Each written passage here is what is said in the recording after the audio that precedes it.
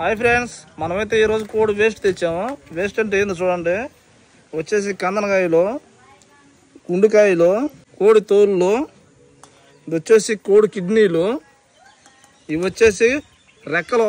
ఈ మొత్తం ఈరోజు ఫ్రై చేస్తాను. చూద్దాము ఎలా చేస్తాను. ఓకే ఫ్రెండ్స్, ఇప్పుడైతే మనమైతే కటింగ్ చేసుకుంటున్నాము.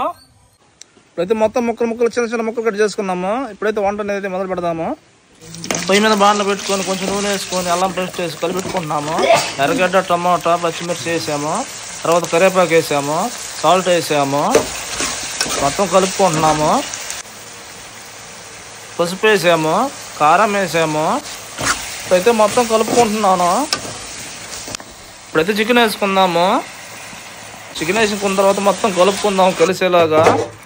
ఇప్పుడైతే వాటర్ పోస్తున్నాను, ఎందుకంటే బాగా ఉడకాలి కాబట్టి. మూత పెట్టేస్తాను కాసేపు 10 నిమిషాలు. ఇప్పుడైతే మసాలాలు వేసేస్తున్నాను, మొత్తం కలుపుకోవాలి. ఓకే ఫ్రెండ్స్, మనకి ఫ్రై అయితే రెడీ అయిపోయింది. టేస్ట్ ఎలా ఉందని చెప్తాను.